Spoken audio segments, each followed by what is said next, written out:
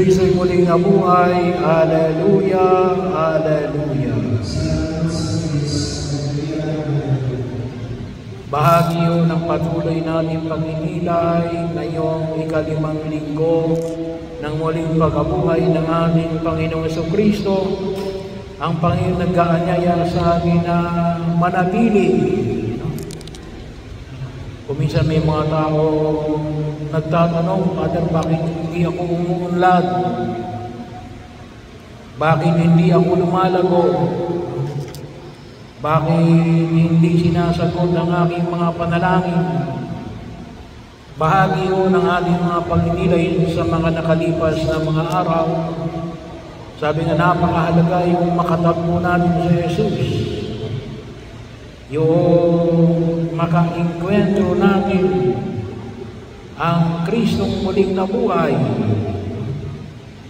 Bahagi rin na kung saan ay yung pagkilala natin kay Jesus ay inaalis ang anumang bahid ng pagdududa.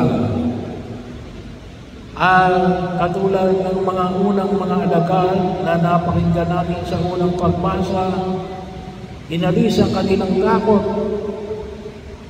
lalong-lalo na kay Saul, na siyang birdugo ng mga unang Kristiyano. Pero tayo ay pinatumatag gawa ng ating pananampalataya kay Jesus. At tayo ay binibigyan ng pagkain na nagbibigay ng buhay na walang hanggan.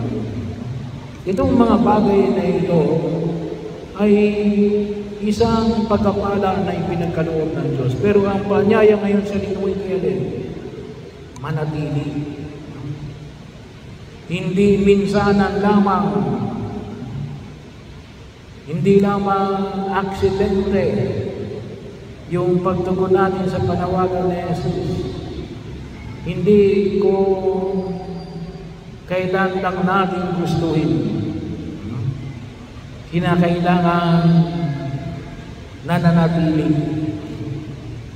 Dalawang mahalagang bagay na nais natin bigyan ng diin para maunawaan natin yung pananatili kay Jesus at si Jesus ay mananatili sa atin.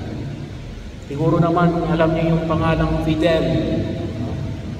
Yun ay nanggaling sa salitang fides, pananampalataya, fidelity, katapatan, loyalty, pag-itapat, hindi sa lawahan, bahagi mo ng pagkilos, kinakailangan ay naka-stick sa iyong pinaniniwalaan. Kinakailangan makita namin yung alin, yung pagkiling kay Jesus sa isang pagkiling na hindi man lamang pansamandalian. At sana po huwag natin ipagpalit ang ating pananampalataya sa pansamandaliang kaaliwan o pansamandaliang kaligayahan. Kung minsan, ipinagpapalit natin sa mga pansamandaling kaligayahan yung ating pagkilos sa daigdig na ito. Kaya alam nangyayari, nasisira ang ating ugnayan. Kasama na dyan yung ugnayan natin kay Jesus. So, bahagi yun na ating kaisipan na ilahin ito. Ito pang matagalan ito. Upang paglabanan din natin yung sinasabi ni Pope Francis natin, throw away culture. Mahilig tayo magtapon na lamang kapag hindi na natin nagustuhan, itatapon na lang natin. Binabasura na natin. Walang for keeps. Kaya kung minsan malilinig natin na alin, walang forever. May mga bagay na kinakailangan natin maging pamantayan ng pagkilos na nawa ito ay alin, maging forever. Yun nawa yung makita natin. Bagamat kuminsan, ngayon sa mga appliances natin, wala nang gumagawa ng forever. Kuminsan may expiration date na. Hanggang dyan ka lang. Hindi, dapat may alin. Makita natin na may mga pamantayan at pagkilos. Lalong-lalo na ang ating pagkipag-ugnayan kay Jesus na alin ay forever. Ganon din sa pag-iisip natin sa daigdig na ito.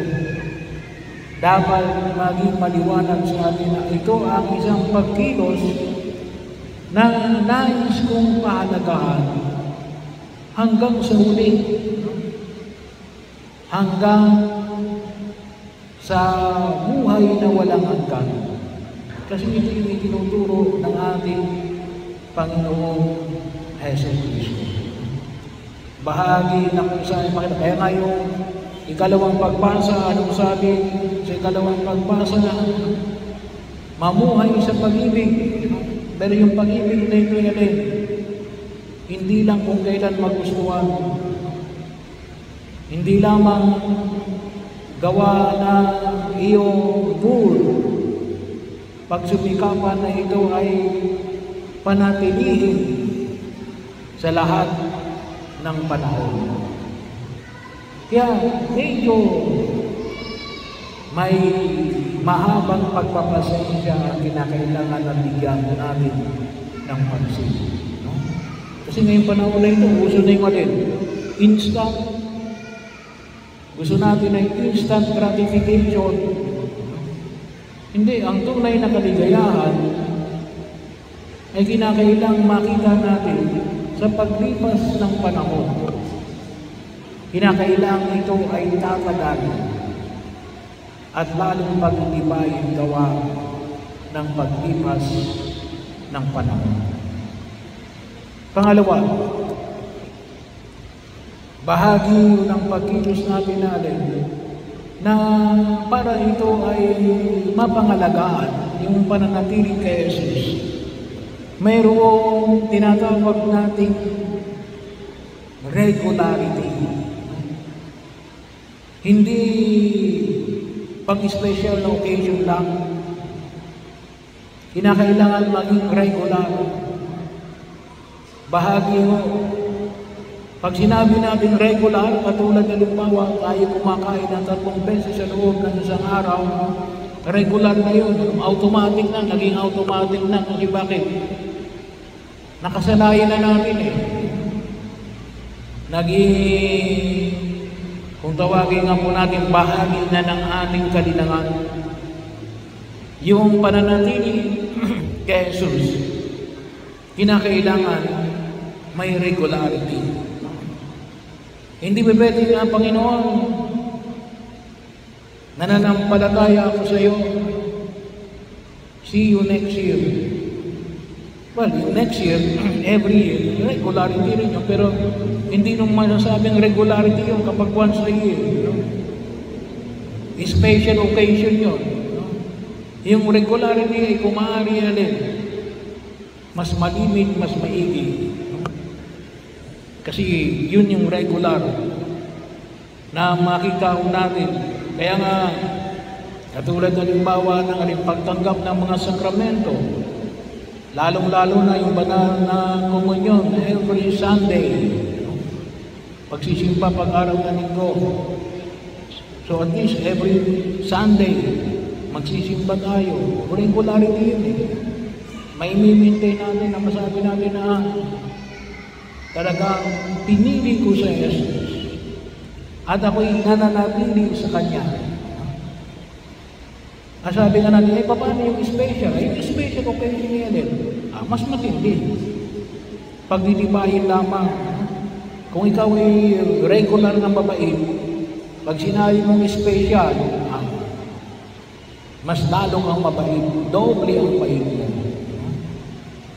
So yun yung makita natin sa pagkaunawa. Kaya nga kalimitan sinasabi ko sa mga organisasyon, anumang uri ng organisasyon, mag-meeting kayo regularly. Kasi kapag hindi kayo magsasama-sama, ay mawawala yung inyong organisasyon, mamamatay yan. Pagkakataon, yung organisasyon is not based only on activity. Kasi kapag based only on activity, ang inyong loyalty ay sa activity, hindi sa pamantayan ng inyong pagkilos. Kinakailangan niyo alin? Yung loyalty natin ay nakabase kay Jesus at sa kanyang mga tulong. Kaya kinakailangan alin? Mayroong regularity. Kaya kapag sabi natin na ito yung ating regular na ginagawa, naging madali. No? Sabi nga ay, ang hirap Father magpakabuti. Bakit? Siguro hindi ka sanay magpakabuti. Kaya nahihirapan ka magpakabuti. Sanayin mong magpakabuti. Naging madali yung pagkabuti. Halimbawa na lamang kung minsan nakita natin may mga bata na pag pinagwalis mo, hindi marunong magwalis. Bakit? Hindi tinuruan ng magulang na magwalis eh. Kaya nahihirapan sila magwalis. Pero kapag ang bata, tinuruan mong magwalis, at palagi niyang nagwawalis, araw-araw ay nagwawalis, napakadali. Napakadali para sa kanya. Bakit? Regular niyang ginagawa eh. Sanay na siya. Yun na yung kanyang kalinangan. Yun na yung kanyang kakanyanan. Na hinubo gawa ng alin? Kasanayan. Kaya napakahalaga yung kasanayan. Yung pananatili kay Jesus, sinasana yun. Hindi pwede sabihin na, Panginoon, nanatili ako sa iyo. Ay hindi mo naman nakikita ng Panginoon na hindi ka malamang nagsisimba pag-araw ng linggo. So bahagi yun ng pagkilos para masabi natin nananatili ako, nananatili sa Jesus sa akin at ako sa Kanya. At yan na yan eh.